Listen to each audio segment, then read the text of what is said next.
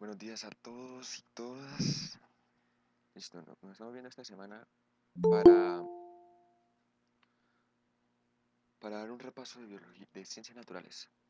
¿Por qué coloqué ciencias naturales? Yo les había dicho que biología, bueno, porque vamos a ver un poquito de física, un poquito de química y si nos queda tiempo un poquito de física también. Y pues aparte también biología, claro. Eh, Oye, qué pena, no se te escucha bien. ¿Suave o entrecortado?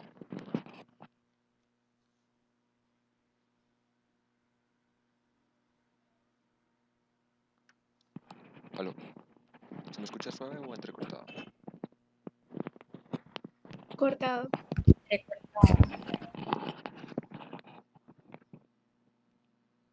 Denme un segundo.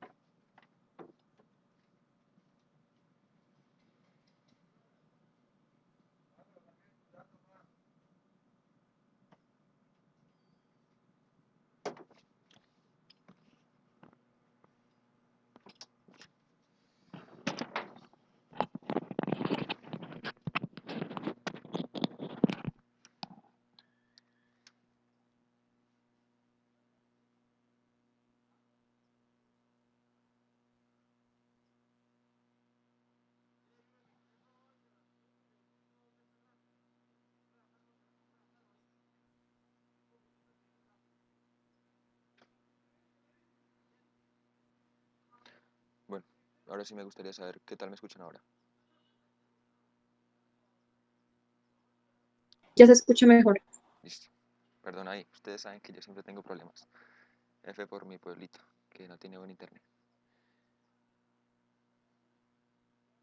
Bueno, les venía comentando que vamos a hacer un repaso de química, de biología y si nos queda tiempo de física. La idea es de lunes a viernes, todos los días a las 10 de la mañana, pues hacer la clase. Bueno, no le llamaría tampoco clase porque pues tampoco soy profesor, listo. Entonces, muchos me preguntan hasta qué hora va hoy. Eh, la idea principalmente era hasta las 12, pero puede que acabemos antes, listo. Mm, Quizá la clase de hoy la vean un poco sencilla, un poco lineal. Les pido disculpas si lo ven así. Pero bueno, la idea es desde cero. Vamos a hacer un repaso integral desde cero para que nos queden claros conceptos y más que todo inclinados hacia el ITFES. Que el ITFES no es solo tener teoría, pero si no la sabemos interpretar estamos como graves en ese sentido. Pero bueno, muchachos, los invito a que me acompañen toda esta semana y bueno, les digo de una vez que el viernes haré un quiz para saber si yo les di un buen repaso o si no me entendieron nada. Y pues ese día los espero a todos para que estén pendientes del quiz. Pero bueno, vamos a empezar y no demos más vueltas al asunto. Entonces yo que les pido como para que entren a mis, entre comillas, clases, es que sean muy curiosos. Curiosos también les invito a que hagan preguntas y que no solo hagan preguntas a mí, también se hagan preguntas a ustedes de cómo están reacciones de la vida diaria que no les ponemos atención y que ustedes también tomen lo que yo les digo y sirva para que ustedes vayan a internet, investiguen más sobre cierto tema, ¿listo? Mente abierta, bueno, eso siempre lo debemos tener cuando vamos a aprender algo y deseo de pensar de manera crítica acerca del mundo natural. O sea, de pensar de manera crítica eso es tomar nuestros conocimientos y aplicarlos a nuestra vida diaria. Pero bueno. Eh, Hay unas cosas que se llaman las propiedades de la vida. Aquí les vamos a dar un listado de las cosas que debe tener un ser vivo. Pero bueno, esta lista no es tan estricta. Puede que hayan unas excepciones. Pero bueno, vamos a verlas porque esta lista pues, nos sirve mucho para clasificar qué es un ser vivo cuando hablamos de biología, ¿listo? Entonces, bueno, primera propiedad. Pero les coloco el cursor para que me vean mucho mejor. Entonces, la organización. Es que me gusta rayar, perdón. La organización. Entonces sabemos que Los seres vivos son organizados, o sea, contienen partes especializadas y organizadas. Así sea un ser unicelular, la célula tiene unas partes bastante organizadas y tienen partes especializadas, así sea una sola célula, por ejemplo una bacteria. Y también como nosotros, que somos seres humanos, compuestos de células que se organizan y forman tejidos, que los tejidos forman órganos, que los órganos forman sistemas y después estamos nosotros, ¿listo? Entonces, también en la otra esta propiedad es el metabolismo. A ver, ¿quién me dice qué es el metabolismo?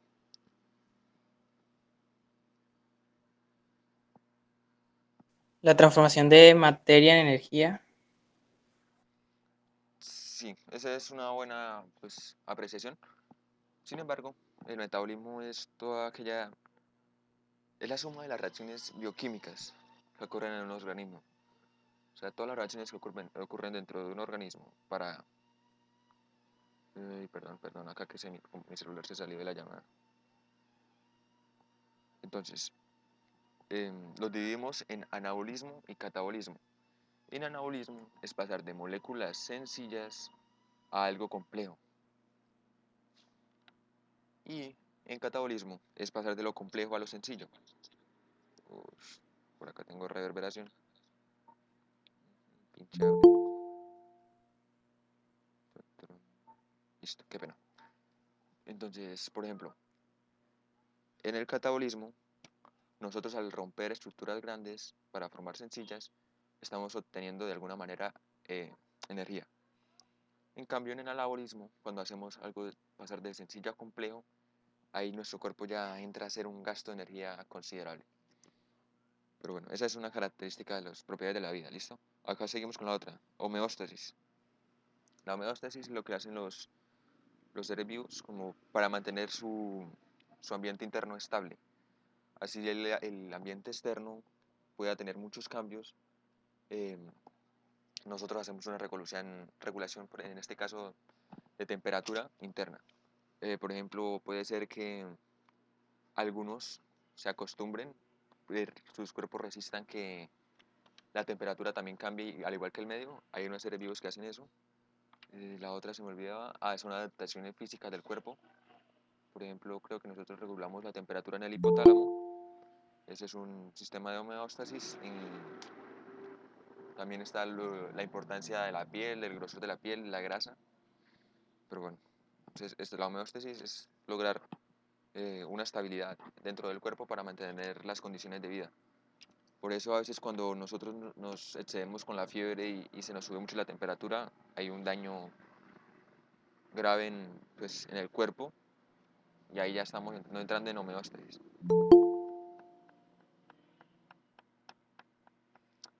Epa, el hipotálamo es el termostato.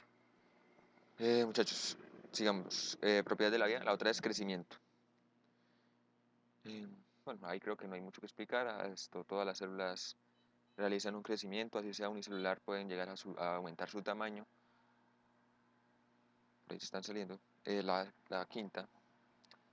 Ay, pues pucha, ¿qué pasó?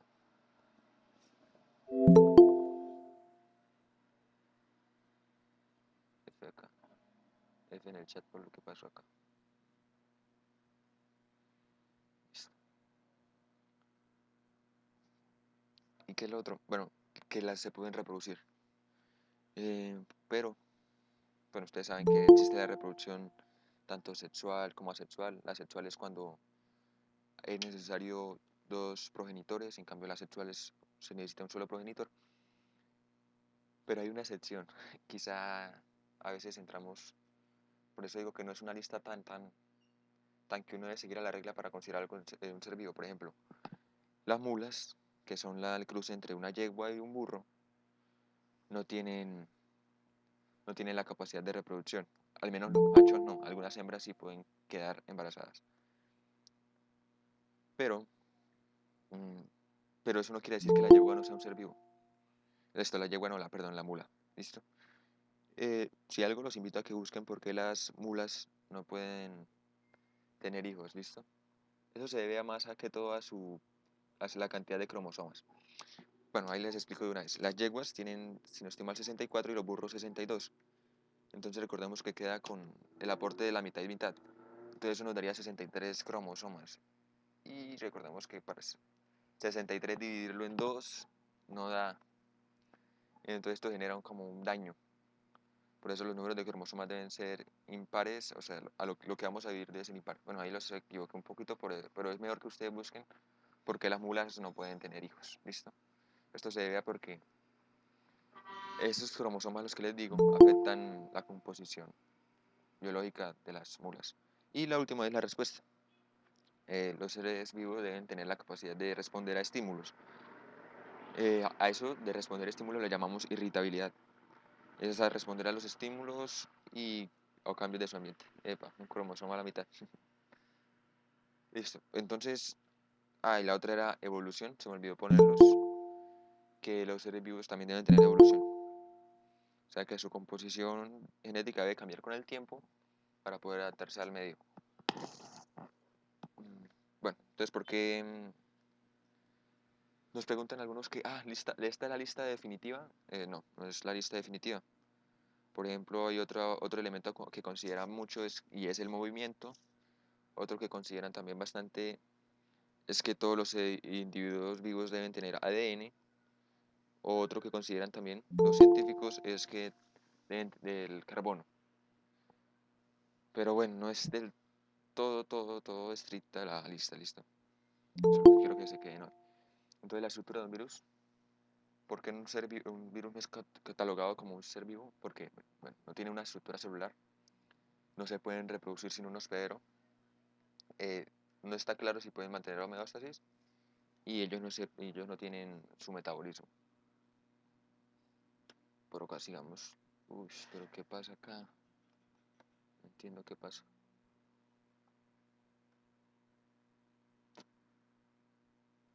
Perdonen ahí.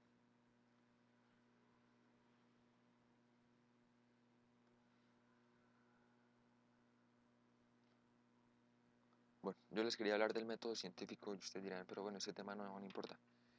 Claro que es importante. He visto muchas preguntas que nos preguntan, el virus no es un ser vivo.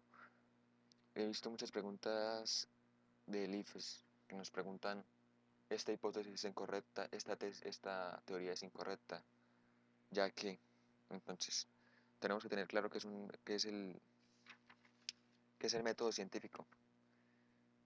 Entonces, el método científico es lo que hacen pues, los científicos, y no solo los científicos, bueno, sí, solo los científicos.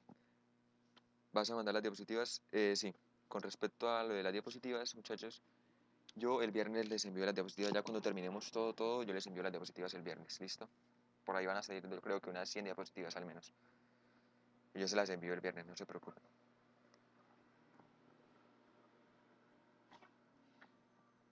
Entonces, sigamos con el método científico. Entonces, tenemos que partir de una observación. Luego tenemos que plantear una pregunta. Se formula una hipótesis o explicación que puede ponerse a prueba. La hipótesis debe ser comprobable y refutable. Sigamos. Se realiza una predicción con base en la hipótesis. Este hecho de que cuando a veces se realiza una predicción es cuando a veces no podemos realizar experimentos controlados y es necesario predecir para poder evaluar qué va a pasar. Por ejemplo, nosotros tenemos un arrecife de coral que se está poniendo blanco. No sabemos por qué. Nosotros creamos una hipótesis. ¿Y cómo hacemos la predicción? No podemos nosotros llegar a afectar el arrecife de coral solo por hacer un simple experimento. Ahí tenemos que ser cuidadosos porque pues, la ética del ambiente ahí va a importar. La idea es buscar a partir de una predicción cómo no afectar el medio ambiente y llegar a una hipótesis correcta, ¿listo? A una teoría. Y bueno, listo. Sexto, se repite el proceso, se utilizan los resultados para formular nuevas hipótesis o predicciones. Vamos a verlo esto con un ejercicio, ¿cómo es que se llama? Un ejemplo muy sencillo. Entonces, vamos a hacer una observación, ¿listo? Yo tengo una tostadora y voy a tostar el pan. Pan rebanado, listo. Metemos el pan rebanado. El tostador nos tuesta. Eso es lo que observamos. Listo. Entonces la pregunta, tenemos que plantear una pregunta. Nosotros no podemos llegar al conocimiento sin plantearnos una pregunta. Voy a colocar estos ejemplos muy culos, pero sirven para explicar esto. Entonces, ¿Por qué mi tostador no tuesta? Esta es la pregunta que nos hacemos. Entonces planteamos una hipótesis. Quizá el enchufe no sirve. Y listo. Es lo mismo una hipótesis que una teoría. Yo les coloqué esa pregunta ahí para como que ustedes me respondan. Listo. A ver, ¿qué dicen ustedes?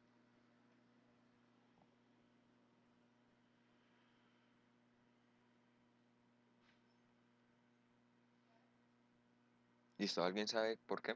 A ver, listo, ya argumentaron todo, no. A ver, denme por qué.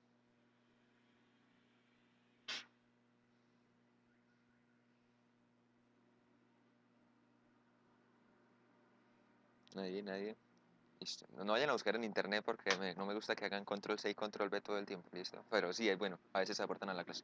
Bueno, la cosa es que la hipótesis, pues, debe ser comprobable y refutable al igual que la teoría. La cosa es que la hipótesis es una respuesta potencial a una pregunta más pequeña. Cuando hablamos de teoría, es una respuesta a una pregunta mucho más amplia. Y para dar esta teoría, pues se va a apoyar en una gran cantidad de datos. Luego de una teoría, ya viene una ley científica. Una ley científica es cuando ya pasamos todo lo que hemos observado por medio del método empírico y ya pasamos esto a un lenguaje formalizado y en algunos casos a una ecuación matemática. Ejemplo de esto son las leyes de Newton.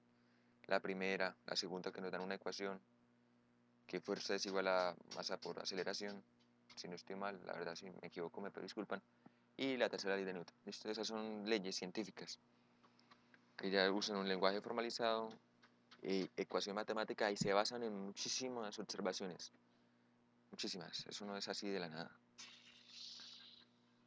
Pero sigamos por acá. Entonces, a partir de esa hipótesis que planteamos, hacemos una predicción. Entonces, por ejemplo, si conecto el tostador en otro enchufe, entonces sí se tostará el pan.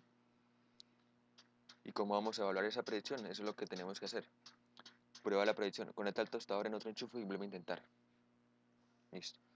Entonces, pueden pasar dos cosas. Que el pan se va a tostar ahora sí por el otro enchufe, la hipótesis se va a confirmar, pero hay una cosa, que la hipótesis no va a ser que del todo cierta. Puede que no sea del todo cierta, ¿listo? Ese es a veces el problema de las hipótesis. Puede que al final se haya comprobado con nuestra predicción, pero puede que hayan afectado otros factores. Y por eso no podemos decir que es una hipótesis siempre, si la predicción se cumplió, la hipótesis es verdadera. No, no siempre es así. En la ciencia no. Y bueno, puede pasar otra cosa, que el pan aún no se tostó, entonces la hipótesis no se confirmó. Entonces ahí tenemos que plantear otras cosas. Quizá el tostador tiene un alambre roto. Esto ahí ya entran muchísimas interpretaciones. Y para esto de la ciencia es muchísimo, muy importante. Es que muchísimo importante, qué pena. Muy importante. Pero si voy muy rápido me avisan, por favor. Entonces, experimento controlado. Es cuando solo uno o algunos factores cambian en un momento dado mientras que el resto se mantiene constante. Siempre que intentemos evaluar alguna cosa, tenemos que buscar que las demás estén constantes. Si las demás no están constantes, vamos a afectar la medición. Por ejemplo, acá esto es un buen ejemplo. Yo coloqué una mata. Uy, ¿qué pasó?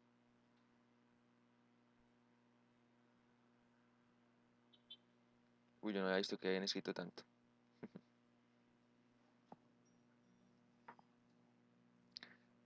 Aunque la teoría, bueno, estaba leyéndolo sobre acá, la teoría no es del todo irrefutable. Aún queda la opción para que se pueda refutar y pueda cambiar con el tiempo. ¿Listo? La teoría aún así puede cambiar. Listo, entonces tenemos, por ejemplo, vamos a usar macetas idénticas. Tenemos que usar las mismas semillas. La variable independiente es aquella que vamos a evaluar, o sea, es lo que nosotros vamos a decir, bueno, si el agua se aplica, crece, si el agua no se aplica, entonces eso es lo que vamos a llamar a la variable independiente. Y la variable dependiente, perdónenme, la variable dependiente es lo que ya vamos a ver, lo que va a depender de la variable independiente, ¿listo? y de los demás factores. Por ejemplo, vamos a tener, por ejemplo, un grupo experimental y un grupo control. Eh, que siempre debe haber un grupo experimental y un grupo control, no. Pero por lo general existen, pues sí es así, un grupo control y varios grupos experimentales. Puede variar. Por ejemplo, puede aplicarle el agua cada 2 días, cada 3 días, un agua a la semana. Y eso es lo que tenemos que analizar, ¿listo? Y acá llegamos a la conclusión. Por ejemplo, no salieron las 10. Acá uno se preguntará, uy, ¿qué pasó? Puede que las semillas ya estado en mal estado. Pueden ocurrir muchísimas cosas. Por eso es que los científicos siempre hacen experimentos bastante grandes. Y no se quedan pues, con lo poquito. Por ejemplo, con un experimento tan pequeño.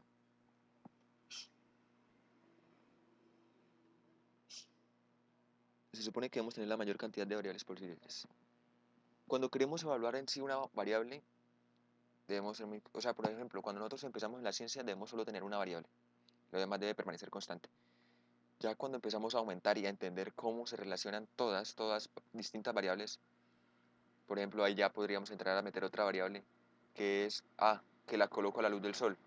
Entonces vamos a colocar una con agua a la luz del sol, otra sin agua a la luz del sol, otra sin agua a la luz del sol y todo eso es cuento, ¿listo? Entonces, pues, a mayor variable hay, pues, distintas cosas que nos pueden dañar la medición. Si no somos cuidadosos, si el científico no sabe ya interpretar esas variables, pues es mejor que no lo haga.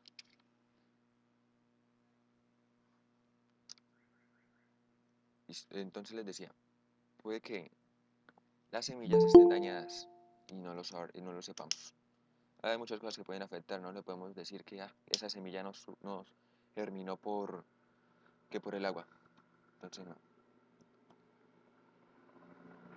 Vamos a ver acá unos términos que nos van a servir ahorita. Entonces vamos a ver que la molécula polar. La molécula polar es una molécula neutra, sin carga en sí, sino que tiene una distribución de carga interna. O sea, tiene una parte, como lo es la molécula del agua. La molécula del agua es una molécula polar, es decir, tiene una carga parcialmente positiva y una carga parcialmente negativa. Ya ahorita lo vemos en una simulación. Y la cohesión es la atracción que tienen las moléculas por otras del mismo tipo. Por ejemplo, el agua tiene cohesión con la misma agua. La adhesión, la atracción que tienen las moléculas por otras moléculas de distinto tipo. Por ejemplo, el agua que se adhiere a la superficie de un pitillo en este caso. Y la densidad, la masa por unidad de volumen de una sustancia. Listo. Acá tenemos otros términos. Calor específico, la cantidad de calor necesario para elevar la temperatura de un gramo de una sustancia en 1 grado centígrado. Entonces debemos pues a veces tener en cuenta cada uno de estos conceptos. Hay veces que con un concepto que no estemos claros, entramos al error. Y calor de evaporación, la cantidad de energía necesaria para cambiar un gramo de una sustancia líquida en un gas a una temperatura constante. Pero bueno, vamos a analizar más que todo el agua. Me parece importante analizar el agua porque casi en todo está el agua, ¿listo? En DIF se usa mucho el agua, tanto como disolvente, perdón. Bueno, sí, disolvente. Pero es bastante importante tenerlo claro. Entonces, el agua es polar. El agua es un excelente solvente. Pero bueno, ahí ese es un error que se está teniendo, que el agua es el solvente universal. Y eso no es del todo cierto, ¿listo? Pero bueno, pero les explico por qué. Entonces, la carga parcial positiva del agua son los hidrógenos. La carga parcial negativa serán los oxígenos. Eso de que el agua es el solvente universal, bueno, ahí va cosa, ¿por qué? El agua es un excelente solvente, pero con sustancias iónicas y con sustancias polares. Con sustancias no polares, no. Por ejemplo, ahí tenemos como ejemplo el aceite, que es una sustancia no polar. El agua tiene un calor de evaporación alto. Bueno, ahí lo tenemos, 100 grados centígrados, punto de ebullición. El agua tiene unas propiedades de cohesión y adhesión, y ahorita la vemos. Y el agua es menos densa como sólido que como líquido. Por eso el agua lo consideran un objeto muy extraño y, y pues es bastante curioso verlo, pero ya lo vamos a ver. Bueno, alguien que me diga, ese número de qué hace referencia. A ver, alguien que me pegue, que le pegue a ese número a que hace referencia.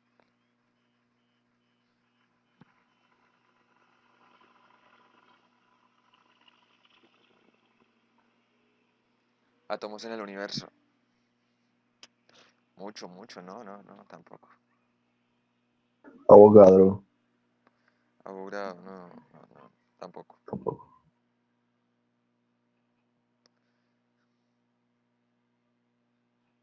¿Quién más? ¿Quién da más? Voy a volver una diapositiva, ya la devuelvo. La cantidad de átomos en un gramo de agua. Bastante osado esta gente. Bueno, no, la verdad es que esos son los átomos que tiene nuestro cuerpo. Esa es la cantidad de átomos que tiene nuestro cuerpo. Si lo ven ahí, es un número bastante grande. Literal, no sabía cómo se nombraba. Me tocó buscar en internet cómo se nombraba este número. Y se nombra 7000 cuatrillones. Esos son los átomos que tiene el cuerpo humano. Por ahí les salió al ladito a la derecha. Estamos mamadísimos. Los 4 elementos comunes a todos los organismos vivos son el oxígeno, el carbono, el hidrógeno y el nitrógeno, que en conjunto forman alrededor del 96% del cuerpo humano. O sea, de estos 7000 cuatrillones, el 96% es oxígeno, carbono, hidrógeno y nitrógeno. Pero bueno, ya vamos a ver. Voy a hacer un repasito de química porque pues me parece importante, la verdad me parece importante. Porque la biología y la química está bastante relacionada. Bueno, y la física, mejor dicho, todas las ramas están relacionadas. Aquí también vamos a usar estadística. ¿Cómo logran calcular ese número? Eso es tomar una pequeña porción. Yo creo que hacen una equivalencia. Si en tanta porción hay tantos, pues en tanta hay tantos. ¿Listo? Creo, no estoy seguro, la verdad. Ese número es en los humanos, pero en los animales puede también existir esa cantidad. Pues si hablamos de mamíferos, sí.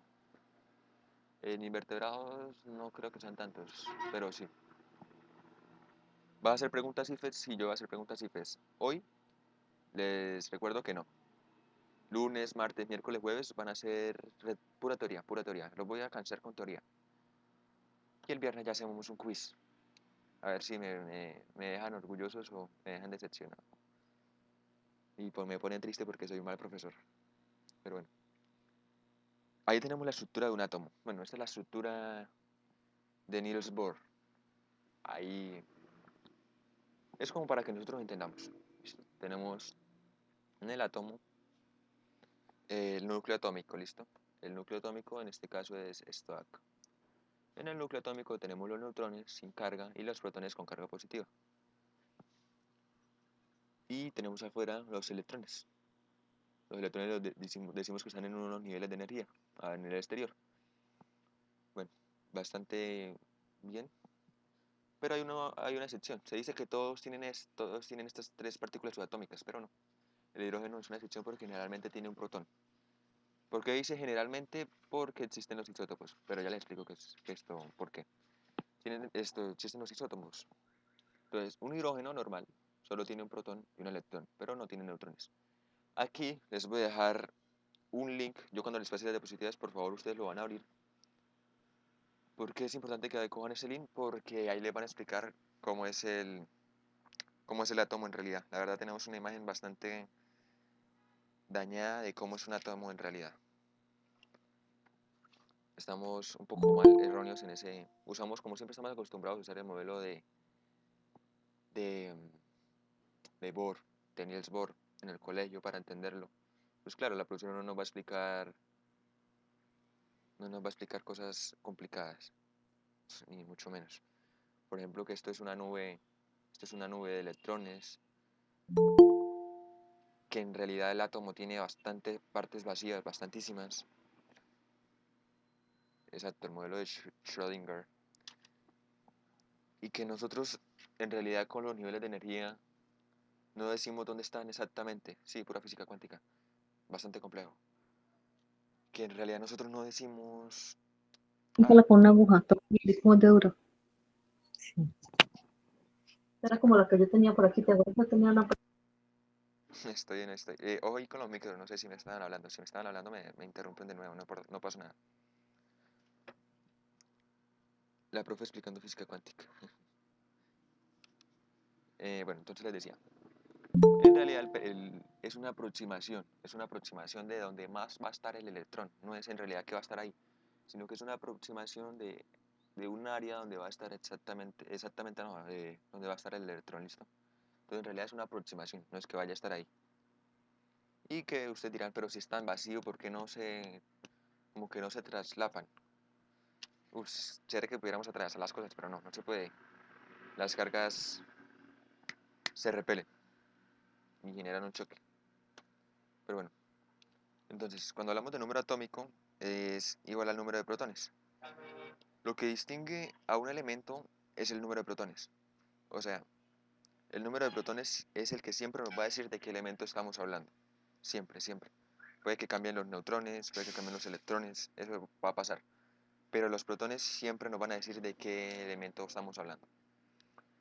Entonces, el número de masa es el igual a protones más neutrones. Los protones tienen una masa relativamente igual a los neutrones. No, relativamente igual digo porque no es en sí igual. Ahí hay muchos decimales que nos afectan, pero nosotros al estudiar ahí tan sencillamente, pues tomamos que es igual. Y les hablaba ahorita de los isótopos. Entonces, son mismos átomos que difieren en su número de protones. Y ya les muestro unos ejemplos. Entonces, tenemos el número atómico, que es la posición de la tabla periódica realizada por don Dmitri Mendeleev, nos va a indicar de qué elemento estamos hablando. Número de protones siempre va a determinar el elemento que estamos hablando. O sea, esto va a ir condicionado hacia qué símbolo vamos a hablar. El nombre del hidrógeno, algunos están en latín, bueno, ustedes ya saben más que eso que yo. Y acá tenemos masa atómica relativa. Bueno, acá ya entramos un poquito más hacia allá. El número de masa es algo así como la masa atómica relativa. ¿Pero por qué dice ahí masa atómica relativa? Porque como existen isótopos de un mismo elemento, esto quiere decir que van a tener distintos neutrones, pues claro, el número de masa va a cambiar. Si tenemos isótopos, si le agregamos un protón al hidrógeno se convierte en un helio, sí, epa. En un ion, si no estoy mal es cation, sí, un ion cation. Ahorita lo vemos. Ya, sí, ahorita lo vamos a ver en una simulación que tengo ahí. Entonces, ¿qué hacen los científicos para la tabla periódica? La masa atómica relativa es el promedio de, de las masas de los isótopos. Pero ustedes dirán, bueno, pero eso saldría como loco, ¿no? Distintos números de masa, sacar el promedio y colocarlo en la tabla periódica, masa atómica relativa. Por eso los científicos tuvieron en cuenta los isótopos diferían sí, es que los isótopos difieren en la cantidad de... Uy, perdón, ahí me equivoqué. Muchachos, esperen, lo arreglo de una vez. Uf, qué errorazo. Neutrones. Discúlpenme ahí, no sé qué me pasó. Gracias ahí a Jeffrey que me hizo caer en cuenta. Listo. Isótopos, mismos átomos que difieren en su número de electrones. De neutrones, perdón. Primer error del día. Ya me siento mal, pero... Bueno, entonces ellos tienen en cuenta en qué proporción está en la Tierra. Si, por ejemplo, el hidrógeno normalito, hay mayor proporción en la Tierra, ellos le colocan más porcentaje al sumar ese promedio. Epa, si fuera protones sería... Sí, yo mando las diapositivas, no me preocupen, no. Pero hoy no se la puedo mandar. Se las mando el viernes, muchachos, no se lo olviden. Bueno, por acá. Bueno, vamos a ver acá una cosa que les tenía para mostrarles. ¿Qué es lo que no tiene el hidrógeno? No, no tiene neutrones. Ya lo vemos acá. Vamos por acá. Yo tengo por acá AFET. Fed es la verga. ¿Por qué? Tenemos simulaciones. Fed es la mejor cosa que hay en el mundo. Por ejemplo, vamos a añadir un protón. Mira, acá ya nos están diciendo que es un hidrógeno. Nos dicen ahí que es un ion. En este caso un cation. ¿Por qué no? Porque no tiene electrones. Añadámosle un electrón. Ya sí, sería un átomo neutro. ¿Para qué sirven los neutrones? Uy, uy, uy, qué pregunta más heavy. Qué pregunta más heavy, la verdad.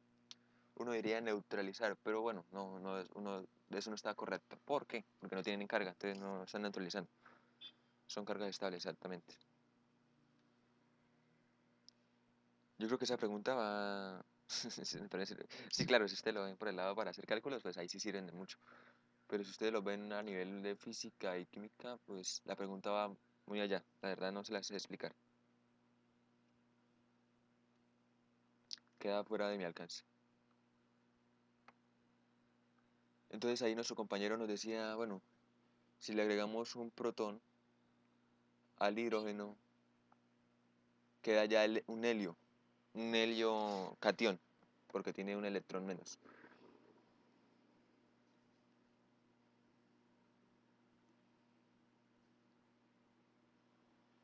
Ah, esa Ángel, esa está buena, sí, sí, sí, sí, seguro. Miren muchachos, entonces, ahí se ve que está inestable.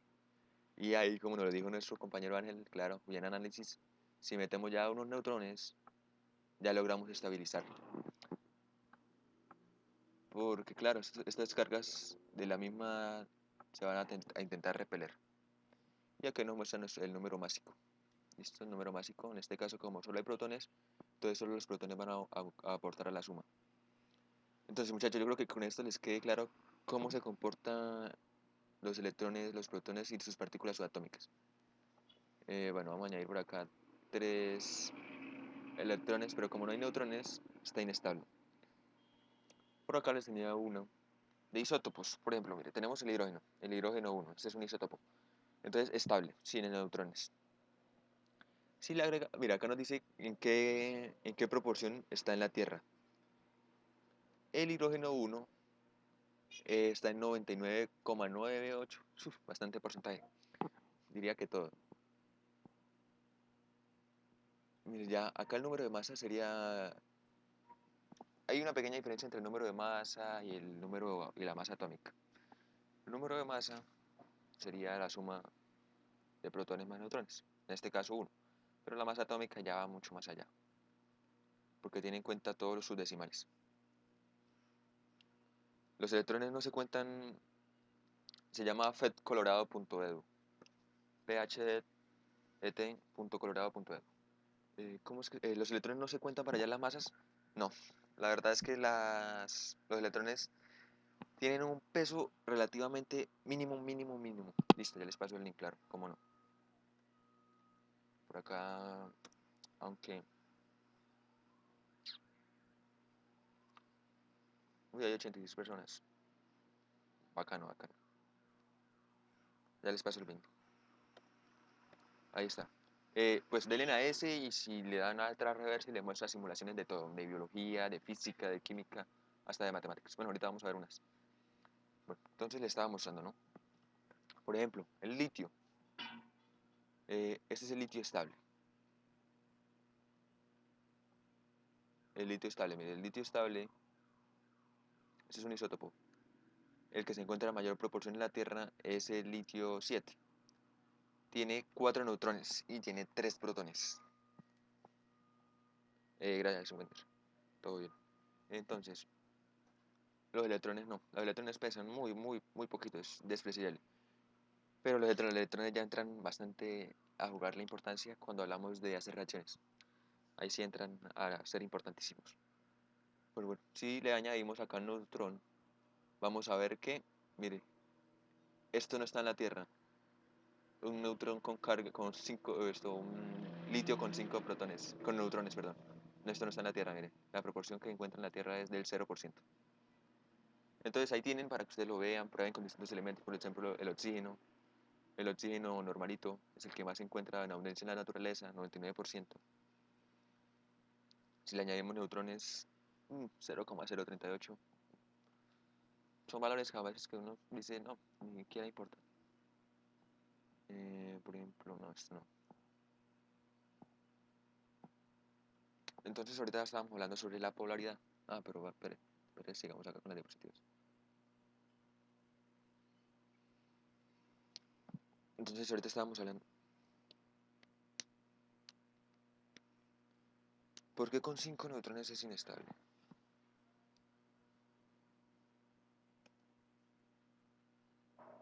Esto, muchachos, eso es que eso es lo que les pedí. Curiosidad, hijo de pucha, eso es lo que les pedía. Nos pregunta, ¿se puede hacer ese litio con 5 neutrones? La verdad creo que no. Porque en la Tierra no se va a encontrar. Si se hace por un método artificial, entramos a qué. Me faltó nombrarles unas cosas. A radioisótopos. ¿Qué es un radioisótopo? Isótopos que desprenden o emiten partículas subatómicas. Entonces tenemos elementos radioactivos. Entonces los radioisótopos van a sufrir algo que se llama decaimiento. Entonces ese decaimiento es el proceso en el cual se liberan partículas y energía. Entonces puede que libere neutrones, puede que libere electrones, con tal de estabilizarse porque es tanto su inestabilidad que necesita expulsar eso. O sea, si así lo tuviéramos sería como un radioisótopo artificial que va a perder esa característica inmediatamente debido a ese radioisótopo. Partículas alfa, beta, sí. Ahí entra a jugar lo de Chernobyl, que el uranio, que isótopos son radioactivos, muchas cosas. Entonces, hay una película de Marie Curie, bastante, sería bueno que la miraran, en Pelis Plus, la película de Marie Curie. Entonces, eso es lo que están buscando esas partículas, que están desprendiendo partículas subatómicas y nosotros nos aprovechamos de ellas. Pero bueno, ya me desvié. Listo, les quería hablar de iones. Entonces, los iones son partículas cargadas. Uf, ya muchos yo creo que saben.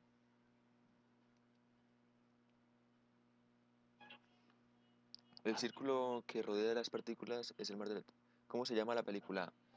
Se me olvida. Pero coloquen película de Marie Curie y yo estoy seguro que le sale. Estoy segurísimo. Es nueva. Está en Pelis Plus y algo. Es más, la voy a buscar de una vez.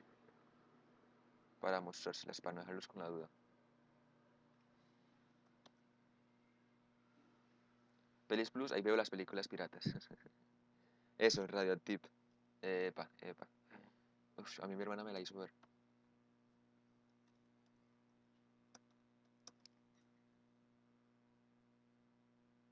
Ahí pueden ver lo que sea, muchachos. Quizá aquí está un poco... La pronunciación está un asco. O sea, el doblaje que hicieron acá está un asco, pero bueno. Si ustedes quieren ver la película, que es lo importante, no le van a prestar atención a eso. Ahí les dejo el link. Para que cuando tengan un espacio en esta tarde o bueno, en un día de estos la vean. Listo.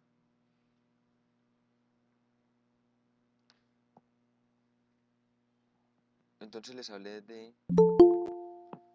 Sí, esa fue la que murió por jugar con la radiactividad. Una loquilla que aportó mucho a la ciencia, al igual que su esposo Pierre Curie. Pierre Curie murió enfermo. Bueno, no, en el principio no era que estuviera enfermo, solo que Ushi, la hija, también aportó muchísimo. Esa era una relación tóxica. Sí, descripción gráfica de una relación tóxica. Eso se llama relación a la ciencia. Incluso hay una foto de ella con los principales científicos de ella y su esposa, con los principales científicos del momento. Hay una foto bastante... ustedes ven esa foto y dicen, puta, todas las personas importantes de esa época están en esa foto. Está Einstein también. Amiga de Rutherford. Re amiga. La verdad, pues en lo que vi en la película, no. Listo.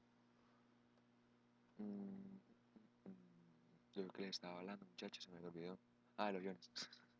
Cationes. Entonces, Ah, con más novels. Yo estaba, se lo juro, Jeffrey, que cuando leí La familia con más nobles. Yo creo que estaba hablando este man con gases nobles. Uf, no, con más novels. Sí, sí. Incluso uno se los ganó el esposo y él se puso bravo, esto, la Pierce, se puso bravo. Bueno, en esa época digamos que el machismo todavía estaba vivo. Bueno, no es que ahora no lo esté, pero estaba más avivado. Entonces los iones son partículas cargadas. Cuando hablamos de catión, es un ion positivo que se forma al perder electrones. O sea, cuando vemos este simbolito, nos está queriendo decir que está perdiendo electrones. O sea, veámoslo y hagamos una relación contraria. Cuando vemos un más, es menos. Cuando vemos un menos, es más. ¿Listo? Algo raro ahí. Pero ustedes siempre guárdense en eso cuando estamos hablando de iones. Entonces, vamos a hablar del catión, que son los iones positivos que se forman al perder electrones. En este caso, ¿cuál es el catión? El catión sería el sodio. El sodio que está perdiendo su electrón y se lo está regalando al cloro. El cloro entonces hace anión. ¿Por qué? Está ganando electrones. Entonces, él perdió su electrón y quedó pues con su último. Recordamos que los electrones se llenan de menor a mayor, se van llenando desde adentro. Entonces el sodio lo que buscan que tengan todo su último orbital lleno. Profe, se le está entrecortando. No se te entendió nada. Muchachos, ahí ya me escuchan bien. Sí, señor. Qué pena, es que estoy conectado a los datos de mi mamá y cuando ella llama a alguien se daña. De una vez pasa eso, me avisan, por favor.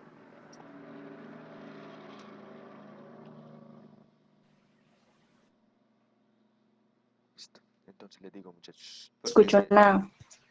no, perdón, es que no estaba hablando. Listo. Vamos acá. A ver, cuando hablamos por lo general es importante. En, en la química básica que nos preguntan en el IFES, es bastante importante entenderlo. Lo que les estoy hablando, esto es sencillo, es bastante importante. Yo creo que con eso tenemos como una buena parte del IFES en parte de química asegurado. Yo les estoy enseñando lo más importante, obviamente hay muchas cosas bastante curiosas. Lástima que ahorita estemos enfocados en pasar el examen y no podamos verlas. Quizá, no sé, vamos a hacer una promesa con ustedes de que cuando termine el examen no dejemos de estudiar. No sé si alguien me apoya en eso, pero cuando pase el examen yo quiero seguir estudiando. ¿Por qué? No sabemos si pasemos al fin o pasemos a la U. Entonces a la U nos vamos con bases buenas. Perdón, me desvié. Pero sí, la idea es hacer un repaso, ya entrar a ver conceptos que quizá no nos preguntan en las pruebas, pero que es importante para la universidad. No podemos llegar como bobitos a la universidad, que eso pasa mucho, que la gente llega sin buenas bases. Bueno, entonces promesa, si se llega a acabar si llegamos a presentar el examen, seguimos estudiando, no vamos a parar. Bueno, esa semana sí, porque toca descansar, obviamente. Listo, enlace iónico. Entonces, cuando vemos un enlace iónico, son enlaces que se forman entre iones con cargas opuestas. Ahorita el ejemplo que hablaron era el cloruro de sodio. Entonces tenemos el sodio y el cloruro. El cloruro no, el cloro. Ah, y el ion se le llama cloruro, ¿por qué? Uro porque es un ion. Yo quiero estudiar medicina, muchachos. Quizá por eso me hago el esfuerzo para darle biología, para que ustedes, tanto ustedes como yo, que me quede claro todo. Sí, el Pelis Plus está radioactivo de Marie Curie. Ya, yo les pasé el link arriba, no sé si estabas. Bueno, creo que ya. Si encuentran una página mejor, me avisen. Vamos a ver nomenclatura. Muchachos, les soy sincero, quizá la próxima semana. La próxima semana, de pronto, sí, estoy lleno de ese. La próxima semana es que unos compañeros van a hacer bueno, les cuento, vamos a hacer un paréntesis. Los compañeros van a hacer un pre-IFES del colegio. Si la mayoría vamos por medicina. Van a hacer un pre-IFES del colegio mis compañeros, pero les soy sincero, el pre-IFES es un asco. Ese pre-IFES es un asco. Prefiero estar acá editándoles clases a ustedes que aprendiendo de esos profesores que no nos enseñan lo correcto. Y el profesor, el colegio se adjudica, ay, estos chicos sacaron buen puntaje porque hicieron el pre-IFES del colegio. cuando eso es una mierda. Pero bueno, no voy a... Sí, es un poco verdad. Sí, o que Wender es un asco, la verdad. Prefiero estar enseñándoles que estar en ese preface. Biomédica, excelente Leslie, biomédica es la verga.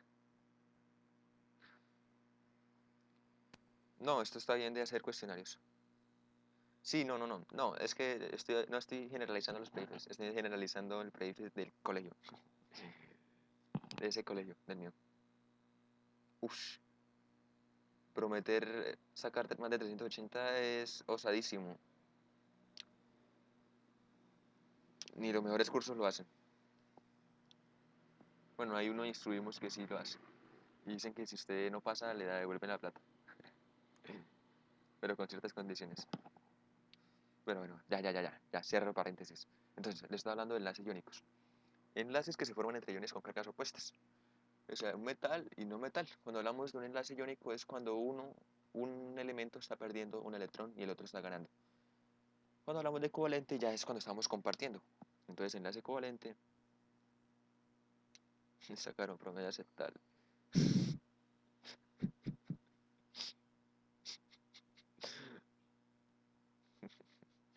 Muchachos, ustedes me hacen reír la pena. Bueno, es que hay mucha gente que ahorita no. Ahorita vamos a hacer un descanso. A las 11 hacemos un descanso. Me avisan cuando sean las 11. Porque estoy cansado. Entonces, enlace covalente, estamos hablando siempre. Yo porque les repito esto y yo sé que ustedes lo vieron cuando estaban en octavo. Porque eso es lo más importante del IFES. Se lo juro que eso es lo más importante. Entonces, son átomos compartiendo electrones, los enlaces covalentes. Pero los enlaces covalentes pueden ser polares y no polares. Ah, bueno, ahí me faltó mencionarles los enlaces metálicos. Bueno, ustedes ya saben, ahí van a suponer que es un enlace metálico, que es entre dos metales. Y hay unos enlaces de hidrógeno o fuerzas de Dalton que, anoten por ahí, fuerzas de Dalton. Anoten buscar qué son las fuerzas de Dalton. Bueno, hablamos de polares cuando... Ay, pucha, ahora sí me confundí. Muchachos, se les puedo jurar que se me olvidó cuando eran polares y apolares. Muchachos, es que ustedes deciden por qué me ponen a hablar del prefix del colegio. Listo. Entonces, los polares, si no estoy mal, es cuando tienen una diferencia de electronegatividad bastante amplia. Y los apolares es cuando la diferencia de electronegatividad no es tan amplia. ¿Por qué? Ahí entra a jugar la electronegatividad y es bastante tener claro la posición de los... Por ejemplo, vamos acá a descartar las anotaciones. Vamos a ir a ver una simulación mejor. 82 personas, listo. Entonces hablamos de que una molécula es polar o polar. Entonces, miren, por ejemplo, esta es una molécula polar. ¿Por qué? Tiene una carga parcialmente positiva y una carga parcialmente negativa. ¿Y qué hace esta molécula? Miren, si ven que yo la giro, ella va a intentar que el lado negativo vaya con su lado positivo y el lado positivo vaya con el negativo. Esa es la ley que cumplen estas moléculas, ¿no? Entonces, mire, si cambio la electronegatividad, puede que en un momento anule la polaridad. Acá nos muestran que uno es un enlace más covalente. Ahí sí depende mucho de la electronegatividad. Claro, cuando hay una diferencia de electronegatividad muy alta, se tiende a decir que es iónico, porque uno va a perder. Los apolares son los diatómicos, sepa.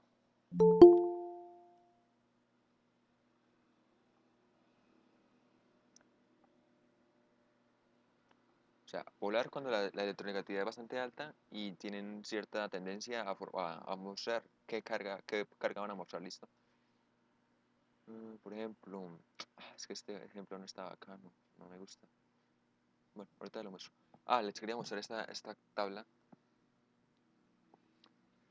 Sí, los diatómicos como el O2, así, esos enlaces.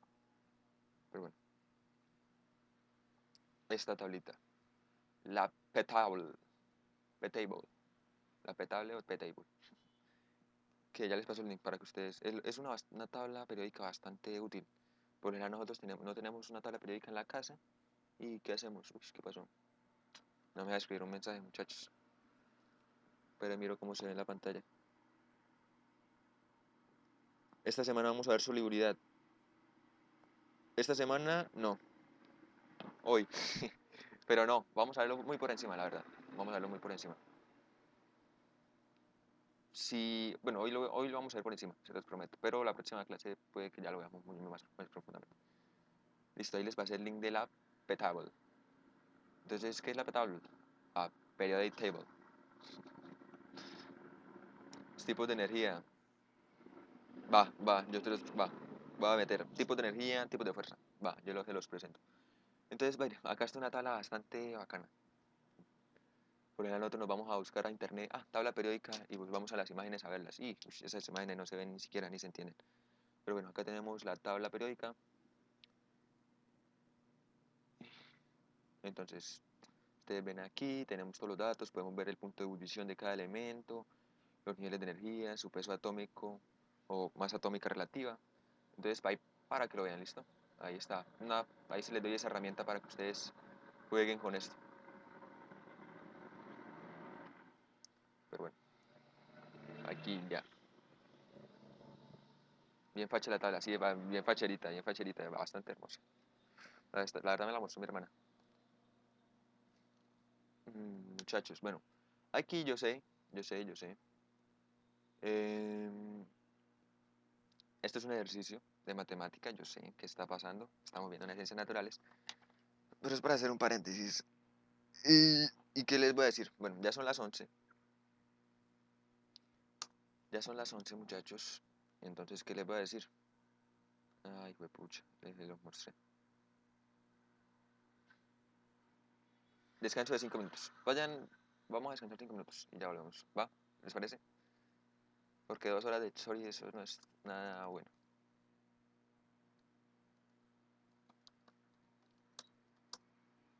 Omitan las búsquedas que tengo. Listo, va, cafetería. Vamos a ver si hay una imagen que diga 5 minutos de descanso para los que entren vean que estamos en descanso. Por favor, para que no estén preguntando, hermano.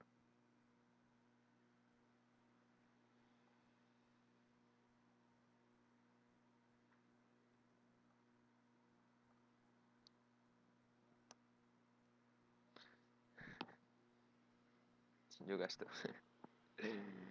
Listo, muchachos, voy a ir a pegarme acá a tomar algo porque tengo sed y ya vuelvo.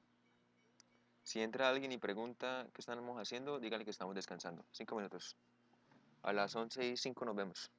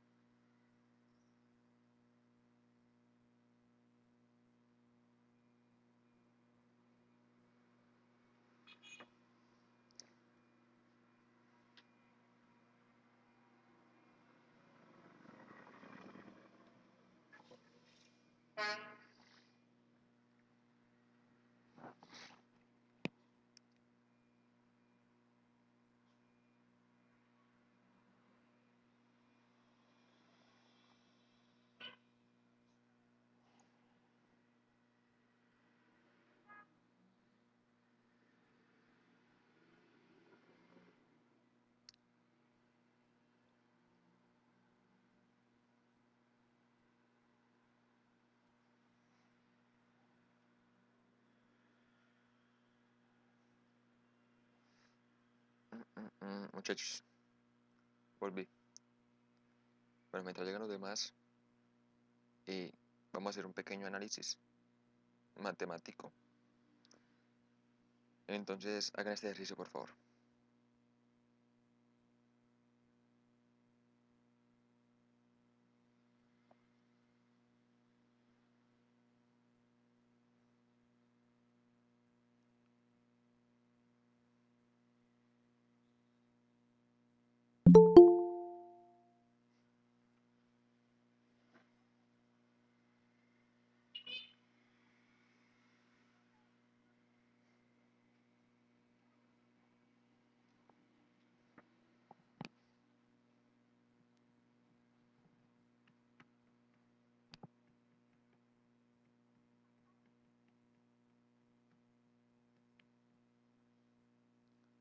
¿Cómo le fue? ¿Qué desayunaron? ¿Tomó lista? Vamos a pasar lista, pero ya va a ver los participantes. Voy a ver si le conozco a la gente. A ver. A ver si conozco a alguien de acá. Vamos a premiar a alguien que entre siempre a mis clasecitas. Vamos a ver, vamos a ver.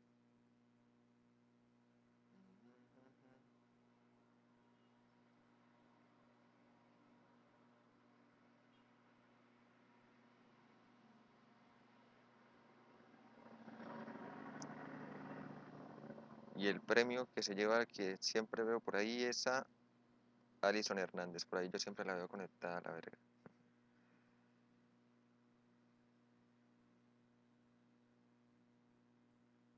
¿Cómo se llama esa página? ¿Cuál página, pa? La de la tabla, la de la dieta, la de la tabla o la de las simulaciones.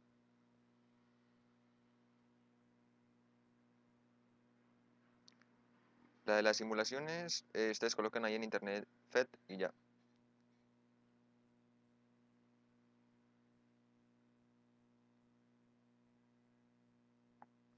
FED, ahí les escribí FED. Y la otra es, coloqué en internet P-Table. Esta vuelta.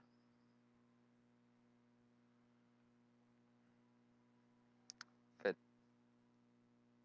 PHET.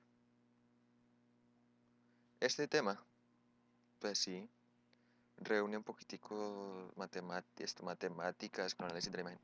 Bueno, entonces nos están diciendo, Carolina pinta un cubo pequeño de rojo y luego lo corta en 3 por 3 por 3, dando 27 cubitos más pequeños. Ojo, ojo, miren, ahí nos están dando el orden, ¿listo? Carolina pinta un cubo de rojo y luego, o sea, primero lo pintó y luego lo cortó. Debemos ser cuidadosos con eso. Entonces, ¿ustedes qué se imaginan cuando lo cortaron en 3 por 3 por 3? Pues que hicieron prácticamente un cubo Rubik. ¿Creen que es de? Listo, va. Eso pues este es sencillito. Eso era para hacer el ejercicio. ¿Ustedes qué? ¿Ustedes se imaginan un cubo Rubik? Ahí justamente lo coloqué a su derecha en la esquina superior. Entonces, ¿qué? Digamos que él solo pintó ¿qué? Lo que está por fuera. Porque él lo pintó antes de cortarlo. Entonces, ¿qué cubo van a estar con las caras pintadas? Con dos caras pintadas. Pues este de aquí, este de aquí, este de aquí, este de aquí también, este de aquí también, este de aquí también, este por acá también, este por acá también. Entonces ustedes dirán, uy, pero qué huevón, falta uno de allá esa esquina y uno de abajo de esta esquina. ¿Listo? Estos no los podemos contar porque tienen tres caras pintadas. Los que podemos contar son estos que tienen dos caras pintadas. Entonces, mire, contemos acá, 4. De la otra cara tendríamos 4. Y de este de aquí, este de aquí, este de aquí y el de abajo tendríamos otros 4. Eso da 12, correcto. Y entonces nos preguntan 12, ¿listo? 12. 43b dicen, listo, listo. El número de cubos con al menos dos caras pintadas es con al menos dos caras pintadas. O sea, pueden tener dos o más caras pintadas. Entonces ahí que tomamos esos 12 y le metemos las esquinitas. Las esquinitas que tienen tres caras pintadas, pero bueno, no están diciendo al menos. El grupo de WhatsApp, no, los grupos de WhatsApp están full, parce. Están bien full. Ah, no, creo que hay unos que salieron. Bueno, si alguien puede, mande el link de... No, mentira, ya lo mando. Espera. Deme un segundo. Hay uno que tiene eso espacio para... Ah, para una persona. Hay uno que tiene para una persona. Vamos a ver. ¿Quién se gana el puestazo, dijo?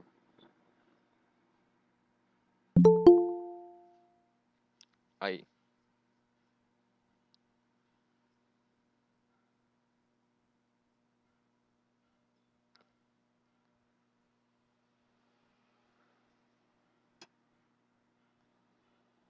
Listo, ya se lo ganaron. Voy a mirar el otro grupo. Espérenme, denme un segundo. Es que me están pidiendo acá entrar. Y ahí...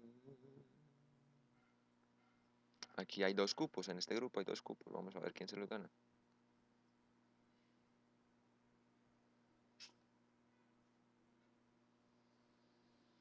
Solo con números. Pues yo les digo que solo con números porque, bueno, en el examen nosotros no vamos a tener esta ayuda del cuadrito.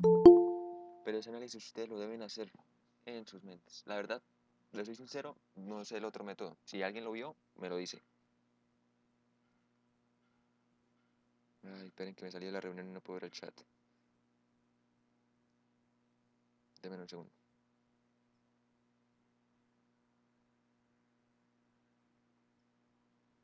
Voy a borrar todo, mejor dicho.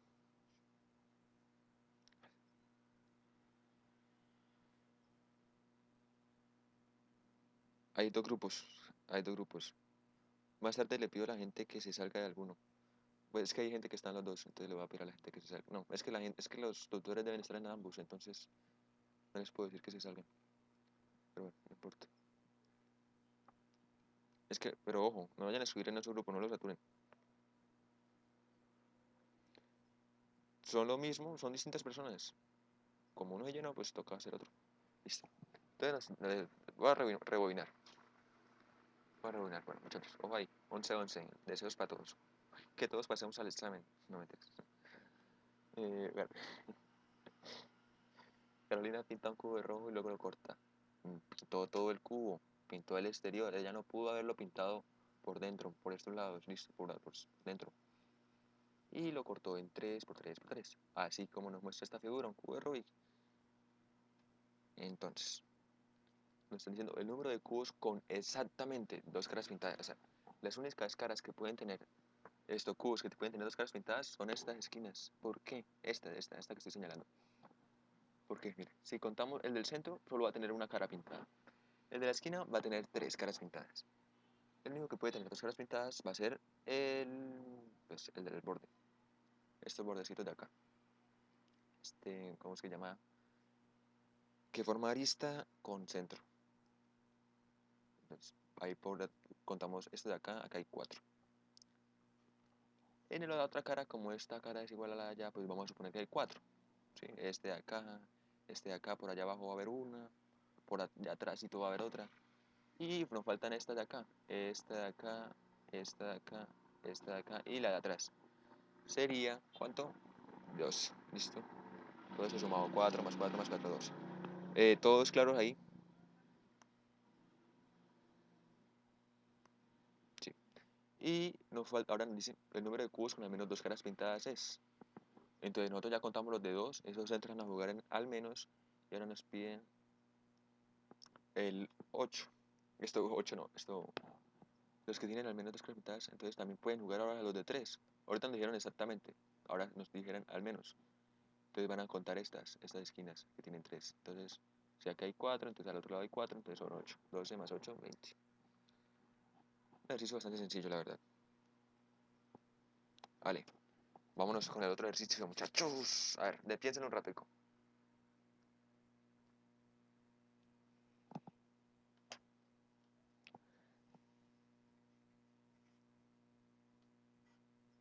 Sin calculadora, muchachos, sin calculadora.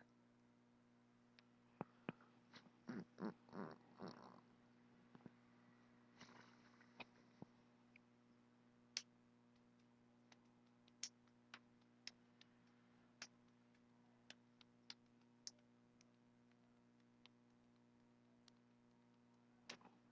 puta.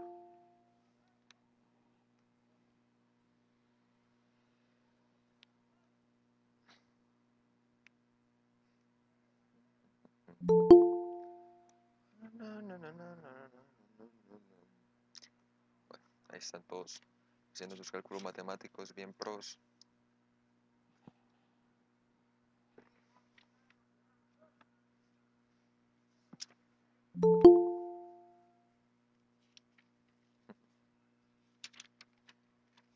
¿Cómo le hizo Juan?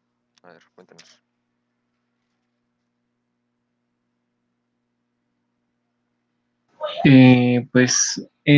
Son dos números consecutivos, entonces uno es x y el otro x más 1. Entonces se pone x más 1 al cuadrado menos x al cuadrado debe dar 37. Y se despeja x y un x da 18 y el otro da 19. Y pues 18 más 19 da 37. Creo, pues, no sé. Eso es lo que quería que pensaran, muchachos. Ahí, como hizo nuestro compañero Juan, eso es lo correcto, lo que deben hacer. Bueno, lo que deberían hacer en un parcial, ya que ustedes no se van a poner a probar. Ustedes se ponen a probar esto. Ay, se ponen a probar dos números consecutivos. Ay, no, ahí sí como que pierden tantico el año, ¿listo? Ahí sí lo van a perder. Entonces, vamos a mostrarles como el método ¿Será que igual. Dime. Dime, no dime. era lo mismo que no podías hacer en la pantalla? Uy, qué pena, no te escucho bien. Pero le subo mi volumen al computador. Dime. Es lo mismo que si lo pudieran hacer en la pantalla.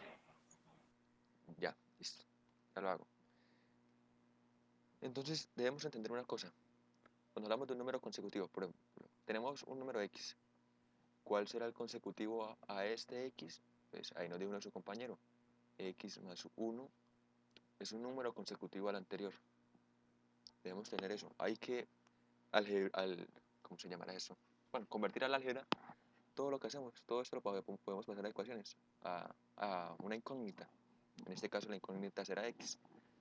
Entonces, ¿qué nos dice el texto? La diferencia entre los cuadrados de dos números enteros consecutivos es 37.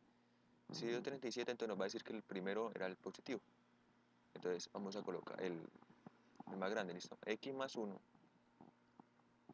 al cuadrado menos X al cuadrado. Listo. Ahí, miren, observen que este cuadrado está elevando solo a la X, no está elevando el negativo. ¿Listo? Está elevando a la X. Entonces aquí entra a jugar un poquito el álgebra. Un poquito no, bastante. Entonces este es un caso de álgebra, ¿listo? X más 1 elevado al cuadrado. Entonces este X más 1 elevado al cuadrado es igual a X al cuadrado menos 2X. Ah, no, perdón, más 2, más 2, más 2. Más 1. ¿Listo? Más 1. Menos X al cuadrado. Ah, acá me faltó igualarlo. Nos dijeron que esto daba 37. Perdonen ahí los chonetos, los números. 37. Aquí pasó. Entonces, mira, ya estamos haciendo una ecuación, ¿listo? Ya convertimos esto y obtuvimos dos variables semejantes.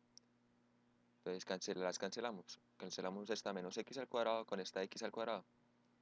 Esto nos dio 2X más 1. Pucha, me dificulta mucho escribir acá. Lo hubiera hecho en el iDrew. Bueno, entonces, estos son dos, estos son dos. Entonces, ¿qué pasa? Pasamos ese 1 a restar, da 36. Y luego ese 2 a dividir, ¿listo? Esto nos da como resultado X igual a ver, ¿a cuánto? A 18. O sea, este número es X más 1, entonces sería 19.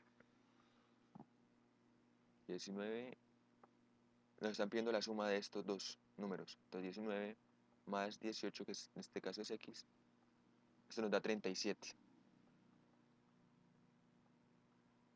Y si notaron y se pusieron y no se quedaron con este ejercicio, ustedes dijeron, uy, pero oye, onda, ¿qué pasó?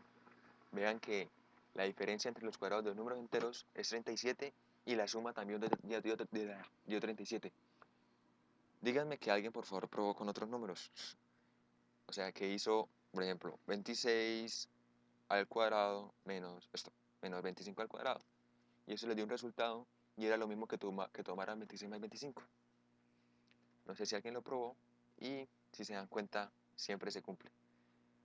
Entonces, bueno, quizá nosotros en el examen no nos vamos a recordar esto, pero es bueno que tengamos claros esos conceptos, ¿no? Listo, muchachos, ahí quiero que me confirmen si todos entendieron. Todos estados. Sí, sí. Excelente, excelente. Sí, súper claro. Sí. Traten de no usar tanto respuestas ni, ¿cómo es que se llama eso? Particularizar, porque es demorado. Intenten todo hacerlo así con una ecuación, más fácil. Bueno, creo que esto es lo último de hoy. Ah, no, todavía no. Todo mi no graba la mierda. ¿Cómo se saca ese 19? Recordamos que... puta. Perdón.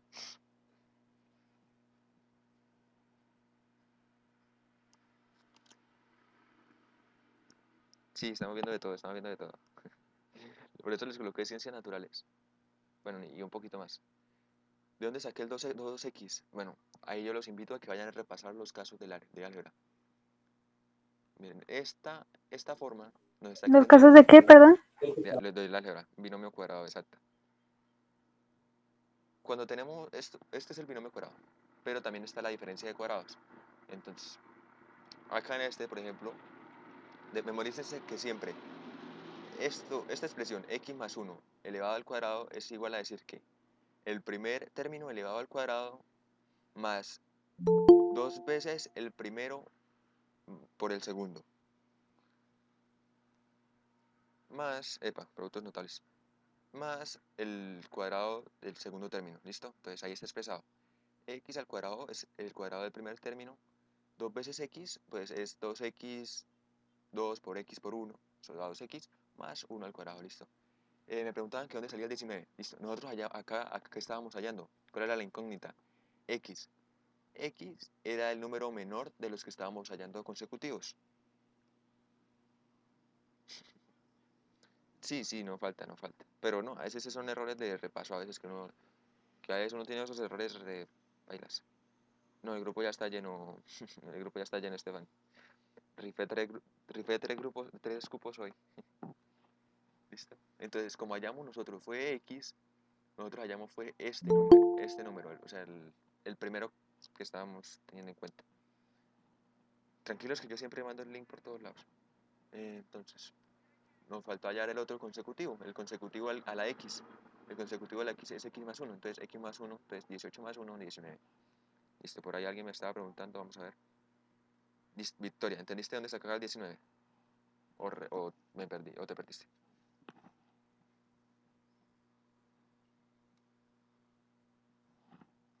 Victoria, me perdí.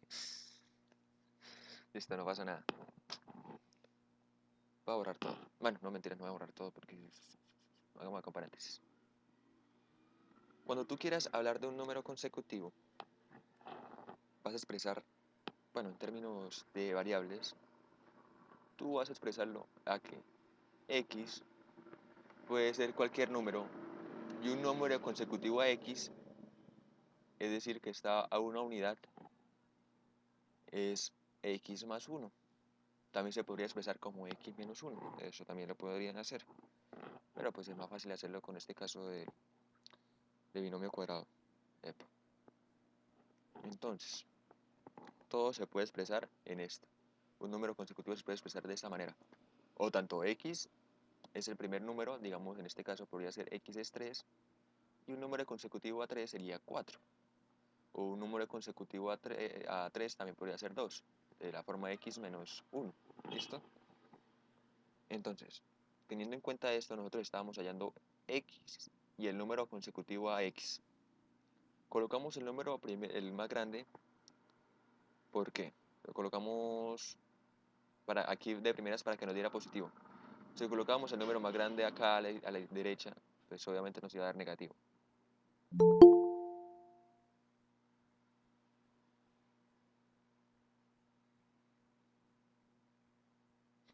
Profe, no, profe, no. Sin el profe.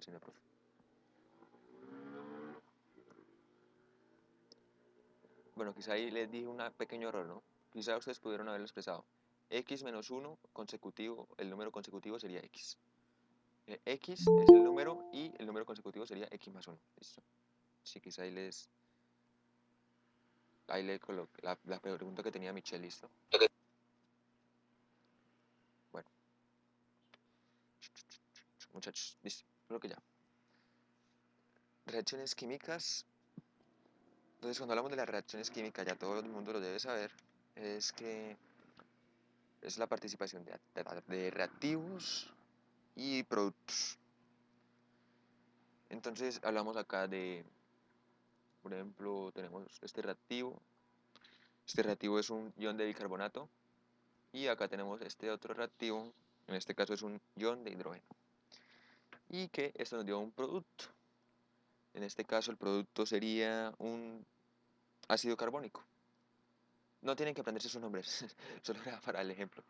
Entonces, acá puede haber varias cosas que hagan que estos reaccionen, ¿listo? Puede haber calor, combustión, bueno, en fin, muchísimas cosas que pueden hacer de signo más, ¿listo? Que pueden hacer que estos reaccionen. Acá hay algo que me gusta que vean y es la dirección de las flechas. Si ven, la flecha está hacia ambas direcciones. Por lo general nosotros siempre la vemos así. Cuando vemos solo una flecha, es que una reacción irreversible. O sea que solo se va a dar en una dirección. Pero acá tenemos dos flechitas. O sea, una reacción irreversible. ¿Qué pasa con estas reacciones irreversibles? Por lo general, ambas ocurren al tiempo. Por lo general, no siempre. No me acuerdo cómo se llama para acelerar las reacciones, la verdad. No, ahí sí, perdón, ahí Jeffrey, no me acuerdo. Entonces, recordemos alguna cosa, bueno, quizá vamos a ver. Vamos a verlo de una vez, mejor dicho. Descartar.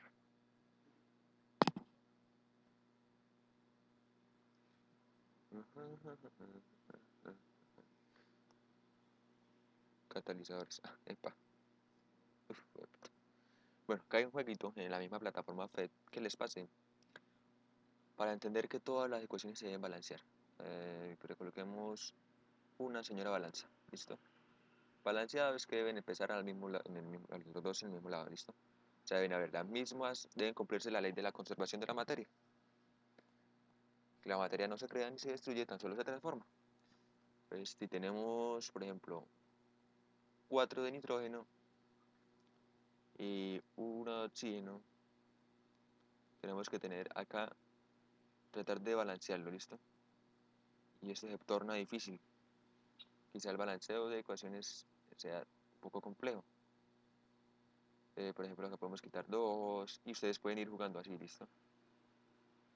Ah, ya balanceé los hidrógenos, pero el nitrógeno no, nada. Tengo el doble. Va, listo, le bajé un nitrógeno. Sí, eso es tanteo.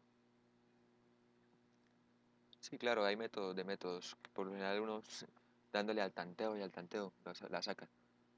Pero, pues claro, hay métodos. Eso también los invito a que lo busquen. Quite y anuncio. ¿Listo? Entonces ahí pueden ver cómo juegan todo, ¿listo? Que la disociación del agua, la producción de amoníaco. Ah, la disociación es cuando una molécula se separa.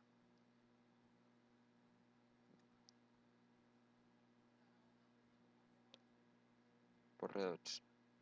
Ah, yo no sé, muchachos, yo no sé. Se los dejo a su esfuerzo, listo. Bueno, lo que quería mostrar es que había siempre la misma cantidad de hidrógenos al principio que la misma cantidad de hidrógenos al final. Epa, el método de óxido reducción.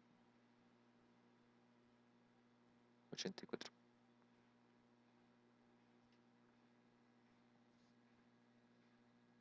Sí, con número de oxidación. Quizá en una clase lo vemos, pero bueno. Hoy vamos a ver un poquito química, mañana vamos a ver mucha biología, mucha, les digo que mañana no vamos a ver tanto como hoy, que vimos de todo, pero bueno. Entonces, les estaba hablando de las reacciones irreversibles, ¿listo? Ah, pucha. Las irreversibles, mañana a las 10. Toda esta semana a las 10. Quizá el miércoles no esté, muchachos. Me voy a tomar la foto del grado. Me disculparán. Me disculparán. Entonces, le estaba hablando de las reacciones reversibles y irreversibles. Las reversibles son las que se podían dar en ambas direcciones. Las irreversibles son las que solo se pueden dar en una dirección. Les dije, ¿no? Ah, pucha, no me gusta el puntero láser. Disculpa, ¿podrías repetir esto, por favor? Listo, voy a repetir. Si esto va para YouTube, señoras y señores. Listo. Entonces, hablamos de reacciones irreversibles cuando solo ocurren en una dirección. O sea, no tenemos una flechita, solo tenemos una flechita que va para un lado. Puede ser de para allá o para acá. ¿Listo? Esa es una reacción irreversible. Y hablamos de reacciones reversibles. La página en YouTube se llama Camino al Saber. Santiago, el 18 son para usted, pues para mí no. Tengo hasta el 7 de noviembre. Entonces,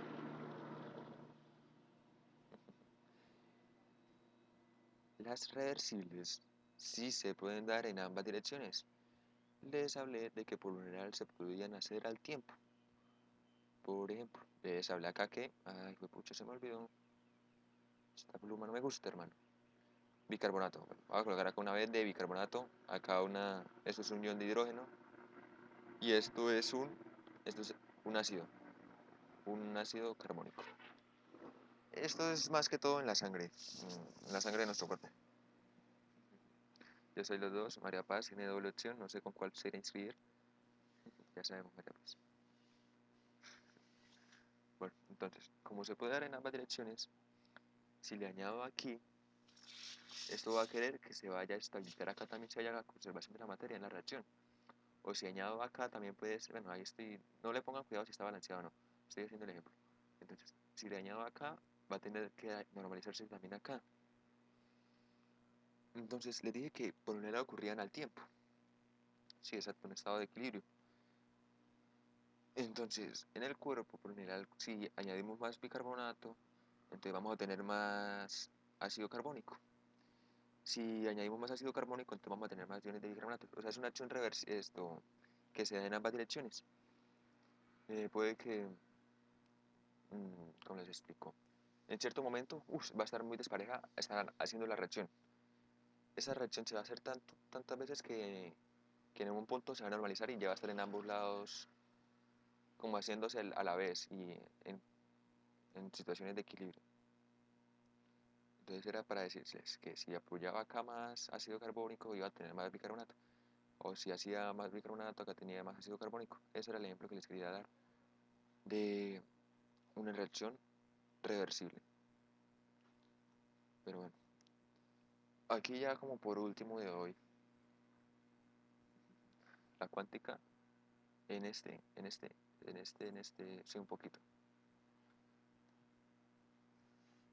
Lo más importante del agua son sus enlaces de hidrógeno. Entonces, sus enlaces de hidrógeno son enlaces covalente polar. Los enlaces covalente polar le están otorgando, de acuerdo en lo que hablamos ahorita, que polar le daba la característica de que tuviera... pero bueno, eso lo hacemos y cuando ya terminamos al... Sí, hoy quizá hay... hoy hay clase de inglés a las 6, muchachos. A las 6 hay clase de inglés. Bueno, entonces, le otorgó una característica en un lado parcialmente positiva y en otro lado parcialmente negativa. Pues en este caso el oxígeno a la de inglés. Listo, yo les mando el link. A las 6 se los mando. No, creo que no. Creo que no. No, muchachos. Mañana damos biología. Estos muchachos están, es que quieren volar, quieren volar. La inglés no es conmigo, no es conmigo. Ahí para que entren. Yo sí soy aburrido, entonces, pues en la inglés sí pueden entrar. Por ahí sí está Palomino, me confirma, pero creo que no está Palomino.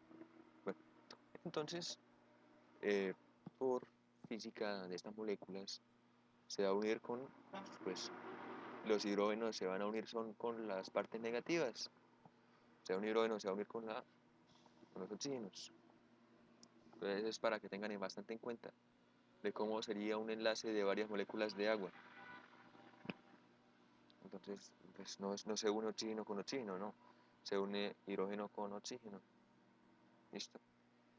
A la derecha vamos a hablar un poco de soluciones. Entonces ustedes dirán, el agua es capaz de disolver, es solvente de sustancias polares o iónicas. Entonces acá teníamos el cloruro de sodio, antes teníamos el cloruro de sodio. ¿Qué le pasó a esta molécula de cloruro de sodio que estaba unida? Se disoció, hizo disociación. La disociación, recordemos que es la separación de los átomos en cierta molécula. Entonces acá quedó el ion de cloro y acá quedó el ion de sodio. Al ser un ion, el agua sí lo puede disolver. ¿Qué sucede? Que el agua va a rodear ese catión y ese anión. Ah, no, al revés, catión y este anión. Y va a ser como una especie de esfera. Una capa esférica de las moléculas de agua alrededor de la sustancia iónica. ¿Qué va a hacer? Mire, la parte positiva se va a pegar a la negativa y va a formar esa capa. Esto es lo que vamos a llamar capa de hidratación, en lo que las moléculas de agua van a llegar al ion o a la molécula polar. ¿Para qué? Para disolverla. Esto es lo que le da la capacidad al agua de disolverla. Hasta las 12, creo que sí, más o menos. Sí, la verdad, ya casi terminamos, no se preocupen. ¿Cuánta gente hay unida? Perdón. 77 personas. Esto voy a repetir acá por Michelle. Entonces, estamos acá, bueno, acá quizás los puse en una misma diapositiva un poquito errado, pero esto va separado. Aquí estábamos hablando de cómo se unían las moléculas de agua, pero a la derecha estamos hablando de la capacidad de disolución del agua de disolver sustancias polares y iónicas. Las no polares no es capaz, como el aceite no es capaz de disolverlo. Por eso a veces es un poco errado hablar de disolvente universal. Entonces, está las moléculas de agua. Esta molécula de cloruro de sodio hizo disociación. Es decir, que sus moléculas, sus átomos, se separaron y quedaron sus únicos iones, ¿no? En este caso, acá está el anión y acá está el catión. Entonces, ¿qué va a hacer las moléculas de agua? Van a rodearlo y van a hacer una estructura esférica alrededor del soluto. El soluto en este caso, pues, es en un lado el cloruro y en otro caso el sodio. Entonces se va a pegar la parte positiva con la parte negativa, lo negativo con lo positivo. Y esto es lo que vamos a llamar una capa de hidratación. Esto es lo que le da al agua las propiedades de disolver. ¿Listo? Si el agua no tuviera ¿cómo le llamo? Esta característica de ser una molécula covalente polar, no podría hacer esto. Pero se lo voy a mostrar, creo que sí está acá. Vamos a hablar un poquito de soluciones, un poquitico. Como siempre, mi amiga Fed es el amor de mi vida, esa muchacha. Entonces tenemos el agua, disolvente universal entre comillas, listo. Entonces nosotros entramos, aplicamos mezcla como locos.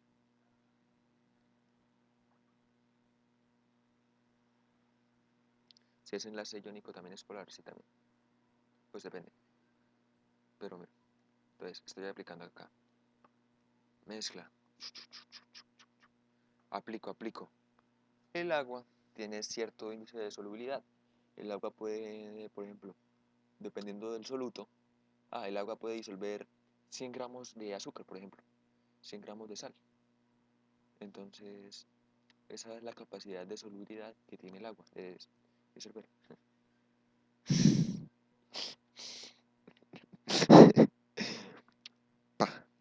Bueno, entonces, yo le voy a colocar efectos de toda esta vaina. Listo, entonces, acá estamos hablando de una sustancia homogénea. ¿Por qué digo que homogénea? Recordemos, homogénea es cuando podemos identificar, no podemos identificar fases. Y ahorita les muestro cómo es la heterogénea. La heterogénea es cuando sí podemos identificar distintas fases. Se dirán, pero ¿qué es la fase? Bueno, ASMR en clase. Entonces, bueno, sigamos aplicando la mezcla. Miren, pongan cuidado a lo rojo abajo. Va en un punto. Pues que salga, que diga. Hasta vaina. Saturado. Uy, me pasé un poquito. Bueno, me pasé un poquito. ¿Ven esas partecitas de ahí abajo? Eso es eso es lo que podemos llamar una sustancia heterogénea. Hay, pues diríamos saturado, más que saturado es sobresaturado, porque hay más mezcla, hay más soluto de la que es capaz de disolver el solvente. Eso es lo que llamamos una mezcla sobresaturada, cuando hay más soluto del que es capaz de disolver cierta cantidad de solvente. Por ejemplo, si subimos la capacidad, si subimos el agua, pues obviamente ahí ya no va a ser sobresaturada.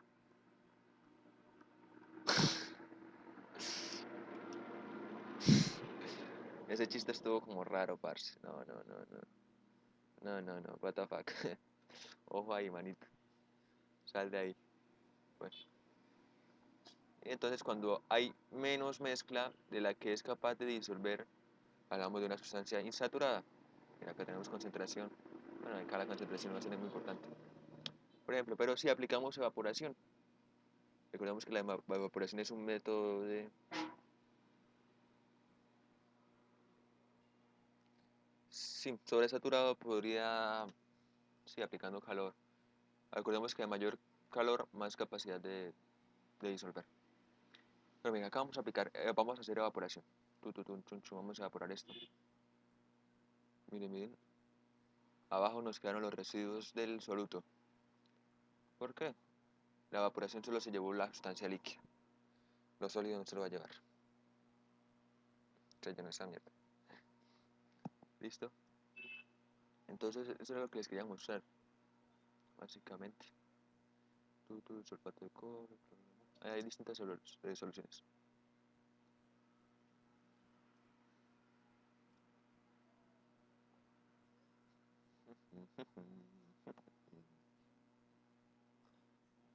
Entonces hablamos de otras propiedades, ¿listo? De la adhesión y la cohesión.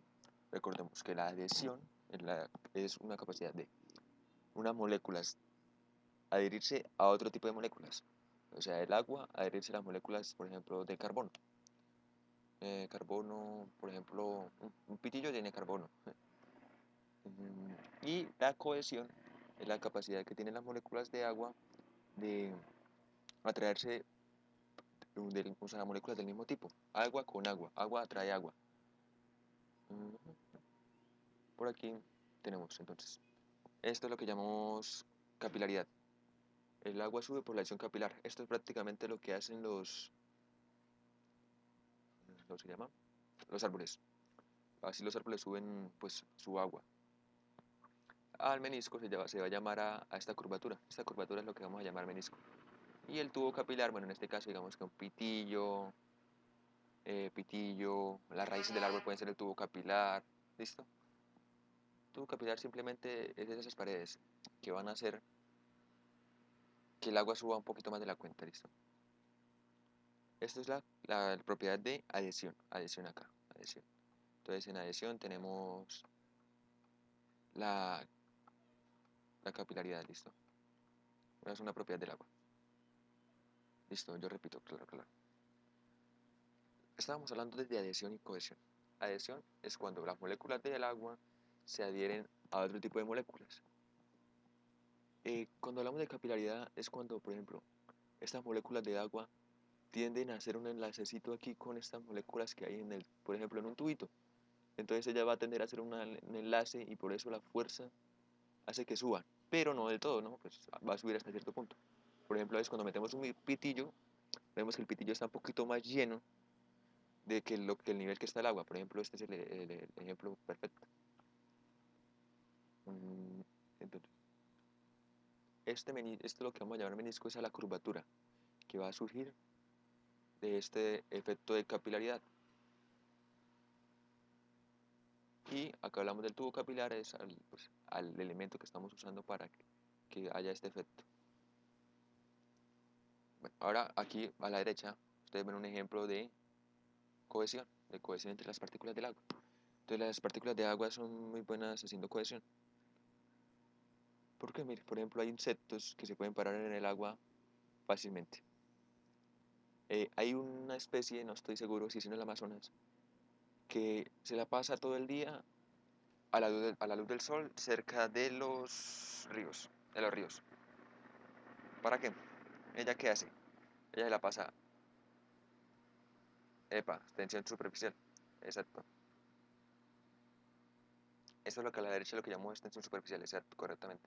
Incluso hay un ejercicio que decían, un muchacho quiere probar distintas pesitas en el agua. ¿Qué es lo que está haciendo? Ayer que el agua va a cambiar su densidad. No, el agua no va a cambiar su densidad por colocarle unas pesas encima. No, no, no. El agua es incomprensible.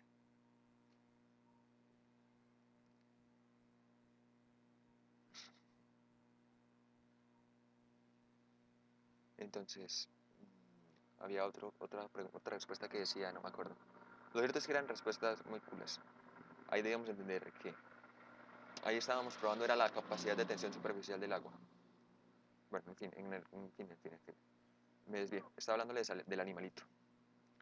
El animalito está en los bordes de los ríos. Eso es en Colombia, no sé, me gustaría que lo buscaran.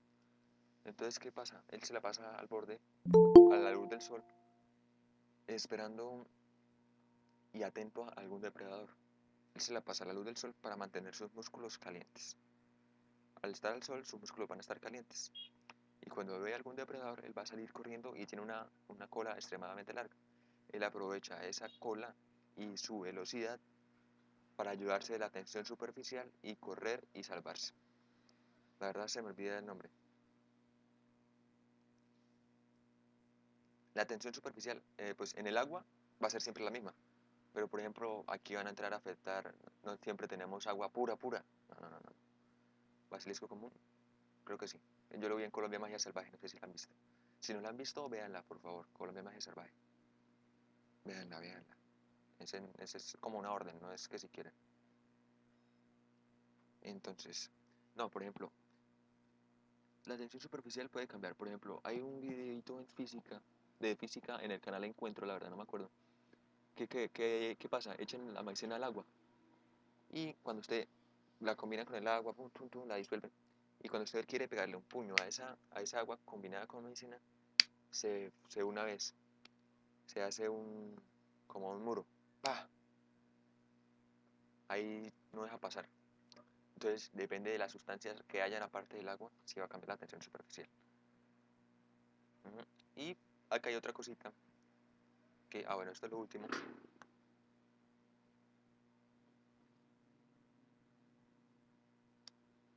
No le estoy preguntando si quiere verlo.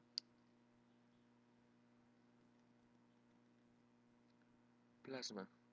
Uy, esta gente, ¿por qué se metió a hablar de plasma, muchachos? No, no nos desviemos, no nos desviemos. Dejémoslo ahí, dejémoslo ahí. No nos metamos con tanto término. ¿Qué les iba a preguntar? No, mentira, esperen, termino acá y ya les pregunto lo que les iba a preguntar. Hay algo que pasa y es que el agua es muy extraña porque el agua es menos densa cuando está sólida.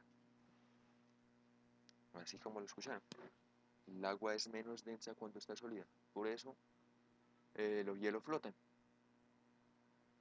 Recordemos que a menor densidad pues va a estar en la superficie. Si es más denso va a estar abajo.